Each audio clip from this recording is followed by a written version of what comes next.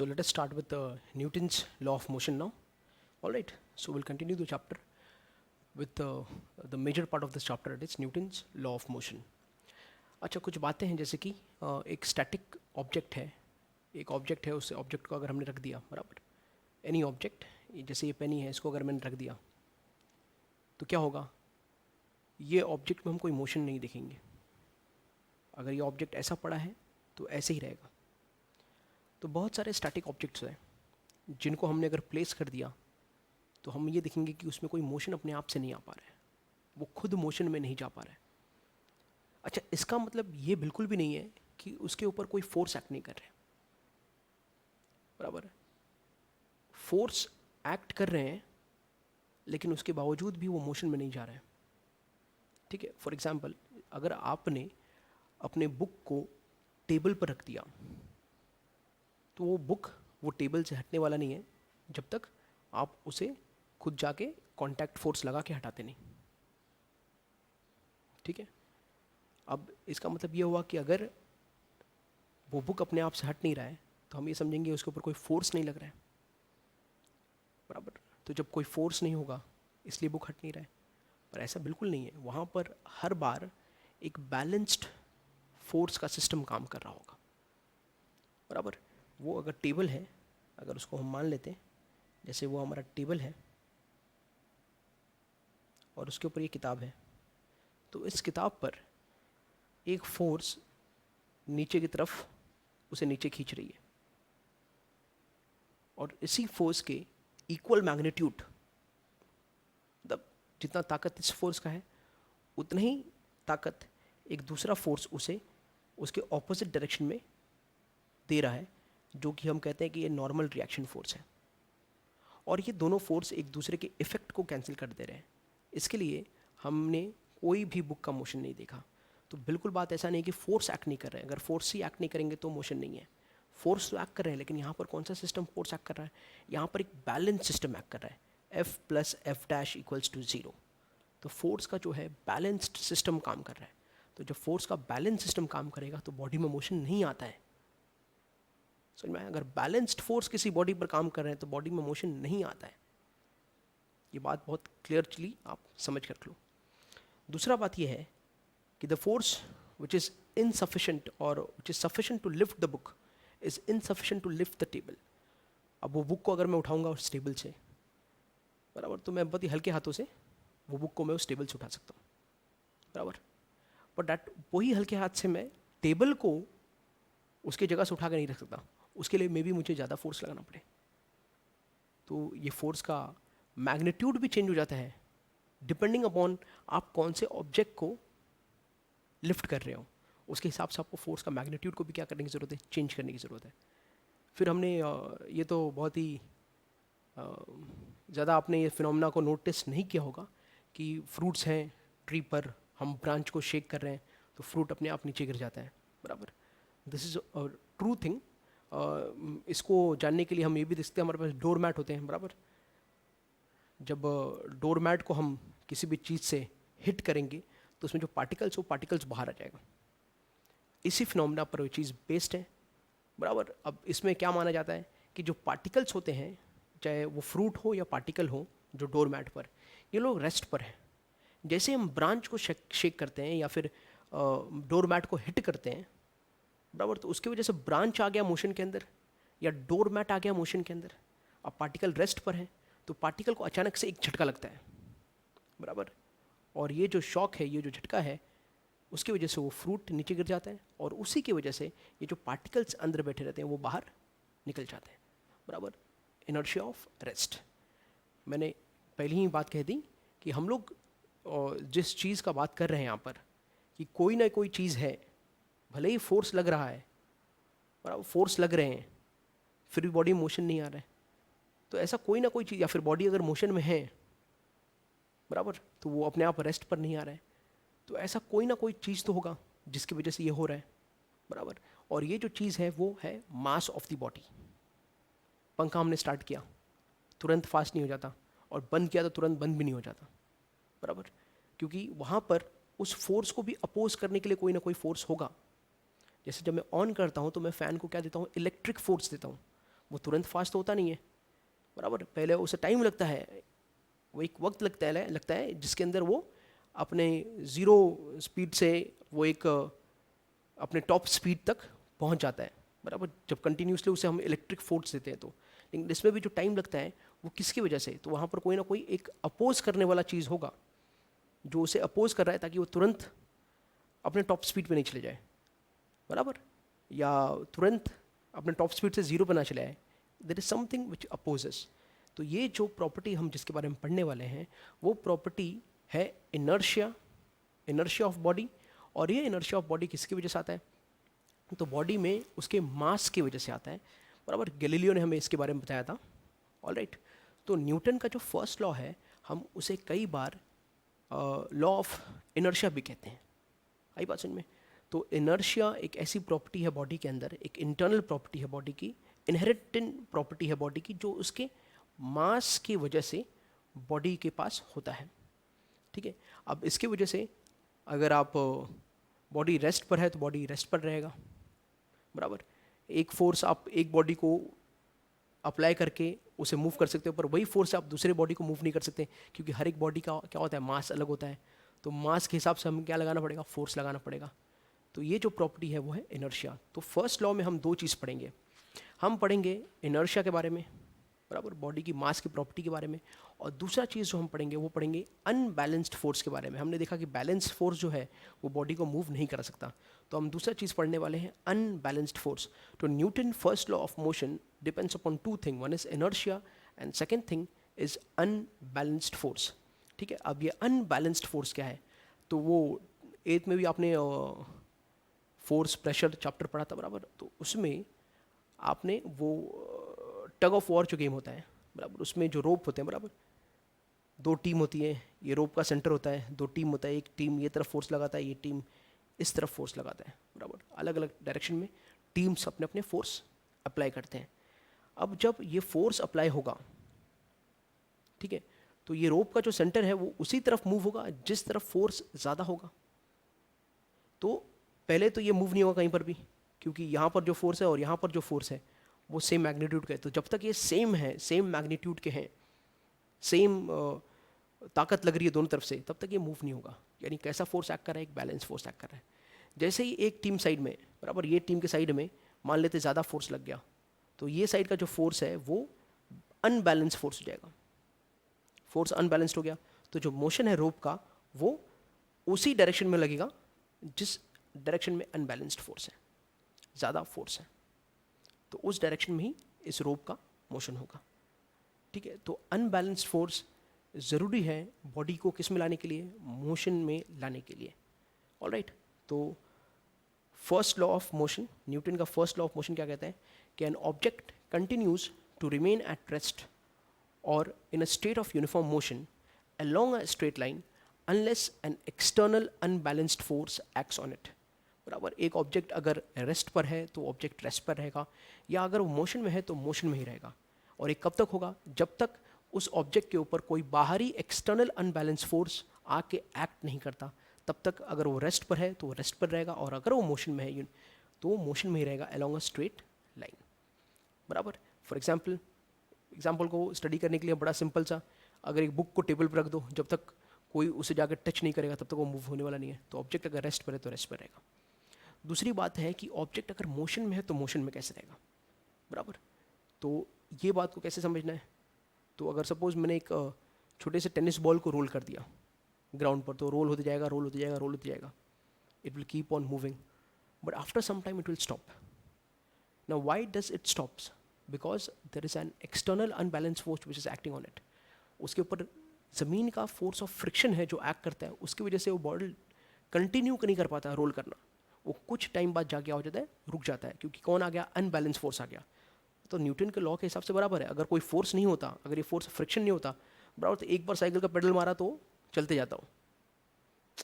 समझ में आ रहा है, मतलब कुछ हद तक अगर हम अज्यूम करने के लिए समझे बातों को तो, लेकिन वो फोर्स ऑफ फ्रिक्शन होता है, यानी ये अनबैलेंस फोर्स है, बाहरी एक्सटर्नल अनबैलेंस फोर्स, जिसकी वजह से वो रोलिंग बॉल कुछ टाइम बाद रुक जाएगा, या पेडल मारा हुआ साइकिल कुछ टाइम बाद रुक जाएगा विदाउट अप्लाइंग द ब्रेक।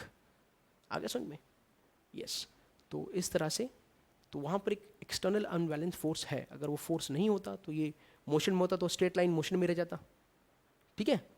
और अगर रेस्ट पर होता तो रेस्ट पर, तो पता ही आपको, रेस्ट पर है तो रेस्ट पर रहता ही है, उसमें कोई बात नहीं है। तो पहला लॉ ऑफ मोशन क्या कहता है कि अगर ऑब्जेक्ट मोशन में है तो भाई मोशन में ही रहेगा, या रेस्ट पर है तो रेस्ट पर रहेगा। और ये कब तक होगा? जब तक उसके ऊपर कोई बाहरी एक्सटर्नल अनबैलेंस फोर्स आके एक्ट नहीं करता, तब तक ये चीज़ होगा। समझ में आया?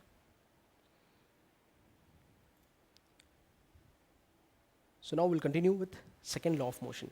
सेकेंड लॉ ऑफ मोशन क्या बोलता है? मोशन के इफेक्ट का बात करता है, बराबर। मोशन जो है वो कितना इफेक्टिव हो सकता है, या जो फोर्स लगा है वो फोर्स कितना इफेक्टिव हो सकता है, उसकी बात करता है। तो इसे जानने के लिए हम सबसे पहले एक टर्म जानेंगे जिसका नाम है मोमेंटम। किसी भी बॉडी का अगर हमें मोमेंटम फाइंड करना है तो उस बॉडी का एक दो चीज़ हमें पता होना चाहिए। एक उस बॉडी का मास पता होना चाहिए और दूसरा उसका वेलोसिटी। तो मोमेंटम एक क्वांटिटी है, फिजिकल क्वांटिटी है, जो डिटरमाइन होता है बॉडी के मास से और उसके वेलोसिटी से, ठीक है। तो जितना ज़्यादा वेलोसिटी होगा बॉडी का, जितना ज़्यादा मास होगा बॉडी का, उतना ही ज़्यादा उस बॉडी का मोमेंटम होगा, ठीक है। मोमेंटम को हम डिनोट पी से करते हैं, मास को एम से और वेलोसिटी को वी से। तो P is equal to M V, बराबर। इस बात को बराबर से याद रख लो। तो momentum equals to mass into velocity, momentum of body equals to mass into velocity, ठीक है। अब यूनिट ऑफ मोमेंटम पे आ जाते हैं हम, मोमेंटम के यूनिट पर। तो यूनिट में एक ऐसा यूनिट होगा और एक CGS यूनिट होगा, ठीक है। ऐसा यूनिट, मास क्या है? मास का यूनिट क्या होता है? मास का होता है kg, और वेलोसिटी का मीटर पर सेकेंड। तो ये kg मीटर पर सेकेंड, kg मीटर पर सेकेंड इज ऐसा unit for momentum. And CGS unit का kg का हो जाएगा ग्राम, मीटर का हो जाएगा सेंटीमीटर, और सेकंड का सेकंड। तो ग्राम सेंटीमीटर पर सेकंड, ग्राम सेंटीमीटर पर second is CGS unit for momentum. तो ये दो बातें याद करके रख लो, बराबर। तो अब सेकंड लॉ मोमेंटम के बारे में क्या कहता है, बराबर। अब वो बात पे आ जाते हैं हम लोग। तो न्यूटन का सेकंड लॉ ये कहता है कि the rate of change in momentum, the rate of change in momentum is directly proportional to applied force and the change of momentum occurs in the direction of the force, बराबर। Momentum में क्या बदलाव आएगा, क्या change आएगा, वो किस बात पर डिपेंड करेगा कि फोर्स जो है वो फोर्स कितना है। तो it will depend directly upon the applied force. और मोमेंटम में जो चेंज आएगा, ऑकर होगा, वो कौन से डायरेक्शन में होगा, उसका डायरेक्शन क्या होगा। तो जिस डायरेक्शन में फोर्स अप्लाई हो रहा है उसी डायरेक्शन में चेंज ऑफ मोमेंटम भी आएगा, ठीक है। फिर से, the rate of change of momentum is directly proportional to applied force and the change of momentum occurs in the direction of the applied force. जिस डायरेक्शन में अप्लाइड फोर्स है, unbalance force है, उसी डायरेक्शन में क्या आएगा, change of momentum आएगा, ठीक है। इस बातों को और थोड़ा समझ लेते हैं हम। अब इसको समझने के लिए हम मान लेते हैं कि हमारे पास एक ऑब्जेक्ट है, ठीक है। ये ऑब्जेक्ट जो है ये चल रहा है इनिशियल वेलोसिटी u के साथ और इसका मास है m। तो ये ऑब्जेक्ट है जो इनिशियल वेलोसिटी u से चल रहा है और इसका मास है m। इसके ऊपर सपोज ये चलते चलते चलते चलते, बराबर, ये चला चला चला चला चला चला चला, और कुछ टाइम बाद, कितने टाइम बाद, टाइम t के बाद, जिसका मास m है, इसी के ऊपर मैंने एक अप्लाई कर दिया फोर्स। क्या अप्लाई कर दिया? फोर्स। एक अनबैलेंस्ड फोर्स मैंने इसके ऊपर अप्लाई कर दिया। उस फोर्स की वजह से इसका वेलोसिटी क्या हो जाएगा, उसका वेलोसिटी चेंज होगा और वो v से u से v हो गया। क्या हो गया? u से v। तो due to this applied force its velocity has change. इसका वेलोसिटी क्या हो गया? बदल गया, चेंज हो गया। तो अब मुझे बताओ, एक यहाँ पर एक केस है और एक यहाँ पर एक केस है, ठीक है। तो इसे हम क्या कह सकते हैं? इसे कह सकते हैं हम इनिशियल मोमेंटम। फोर्स के लगने से पहले का मोमेंटम को हम बोलेंगे इनिशियल मोमेंटम। इनिशियल मोमेंटम, बराबर। इनिशियल मोमेंटम क्या होगा? पहले मोमेंटम क्या होता है? मास इनटू वेलोसिटी। मोमेंटम क्या होता है? मास इनटू वेलोसिटी। तो इनिशियल मोमेंटम क्या होगा? इनिशियल मास क्या है? तो इनिशियल मोमेंटम को हम पी बोलेंगे। P initial momentum. मास क्या है? m है। वेलोसिटी क्या है? u है। तो क्या PI mu होगा? पहले केस में बिल्कुल होगा। दूसरा, फाइनल मोमेंटम। क्या बोलेंगे हम इसे, फाइनल मोमेंटम, फोर्स के लगने के बाद momentum.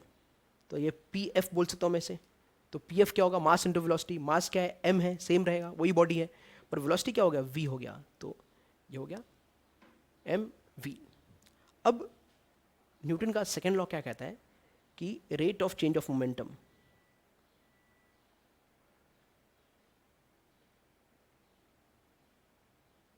is directly proportional to applied force.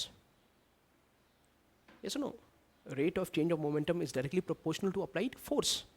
तो इस बात से हम क्या कह सकते हैं, therefore F is directly proportional to rate of change in momentum. देखो फोर्स क्या लगाया, F ही लगाया ना, फोर्स क्या लगाया हमने, F लगाया।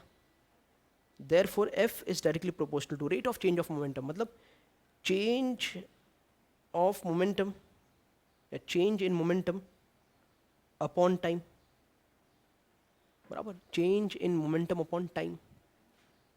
रेट का मतलब ये हो गया, तो force directly proportional to change in momentum क्या होगा, फाइनल मोमेंटम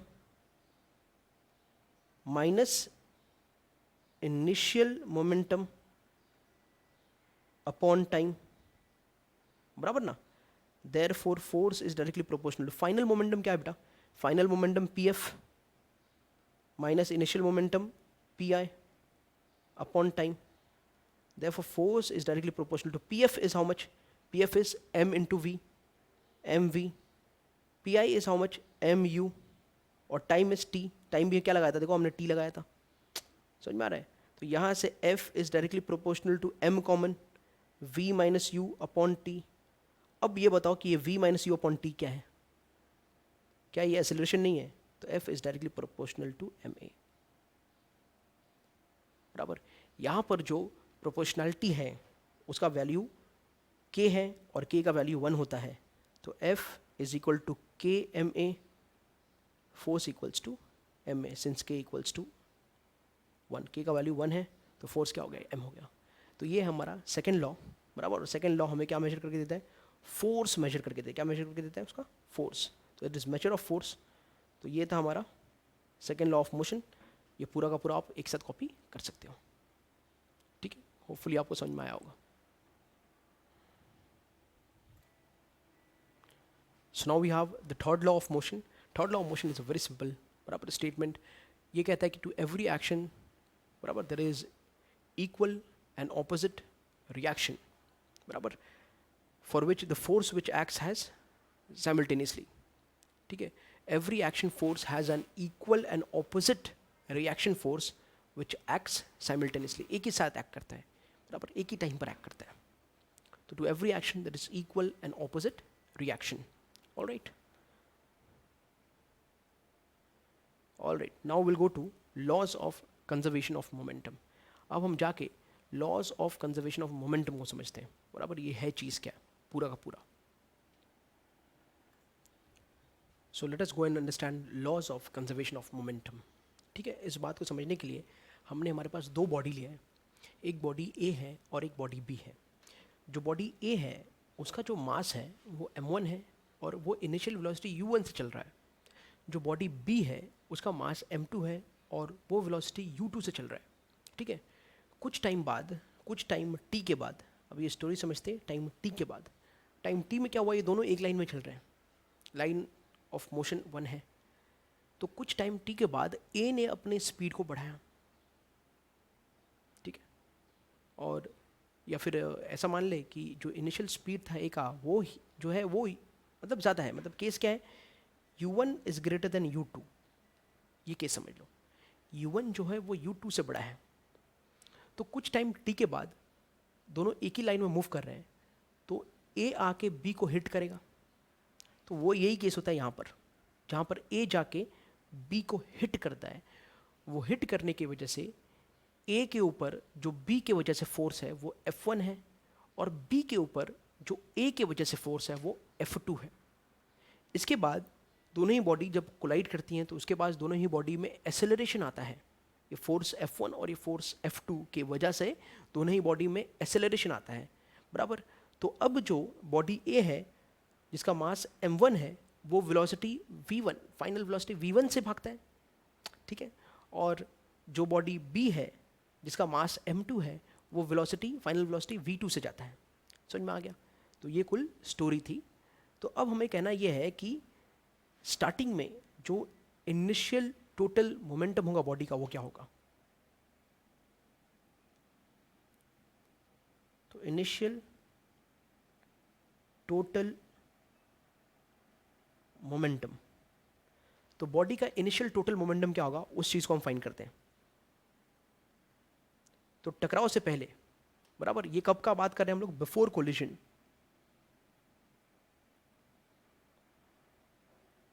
ये कोलिजन से पहले की बात करें हम लोग, क्या होगा। तो मोमेंटम पहले क्या होता है, मोमेंटम होता है मास इनटू वेलोसिटी। तो बॉडी ए के लिए मोमेंटम क्या होगा, m1 u1, plus body B के लिए मोमेंटम क्या होगा, m2 u2। तो ये होगा हमारा total initial momentum before collision. अब हम आते हैं टोटल फाइनल मोमेंटम या फिर टोटल मोमेंटम आफ्टर कोलिजन।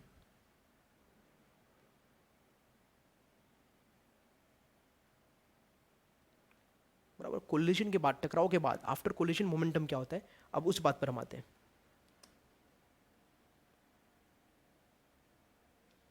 ठीक है, तो यहां पर देखोगे तो मोमेंटम क्या है, ए का m1 v1 और बी का क्या है m2 v2।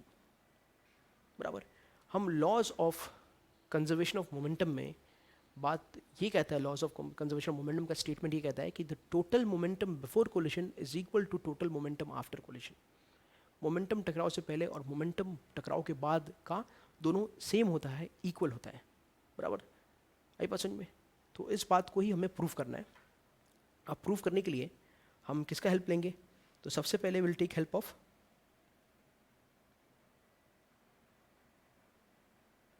न्यूटन का लॉ का हम हेल्प लेते, थर्ड लॉ का।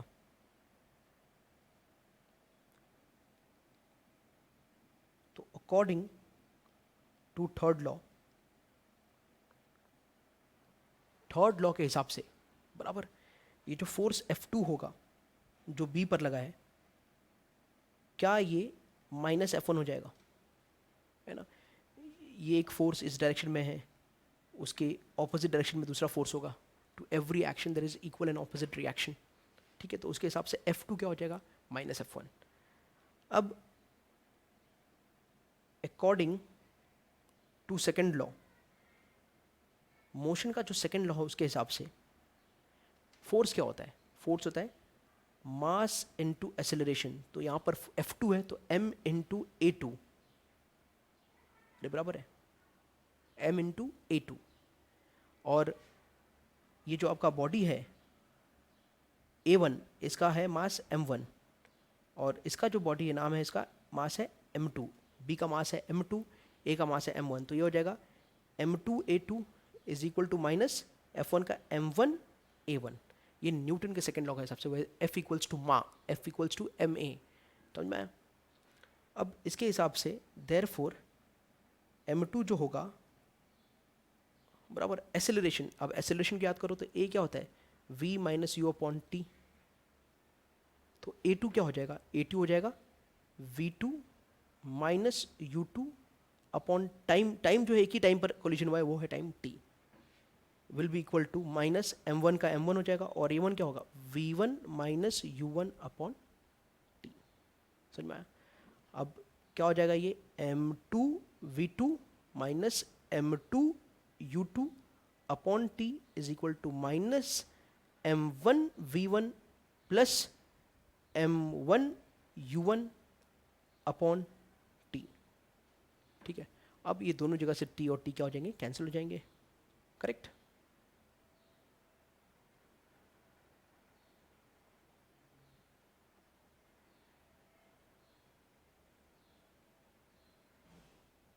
ये दोनों जगह टी और टी क्या हो जाएंगे, कैंसिल हो जाएंगे। अब आगे ये बात जो है, देयरफॉर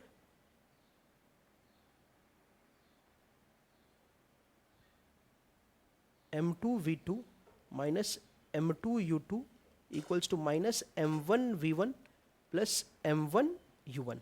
ये बात ऐसे हो गई। अब हम क्या करते हैं, जो v वाले हैं उनको साथ में और जो u वाले हैं उनको साथ में, तो v वालों को साथ में लेते हैं और u वाले को साथ में लेते हैं।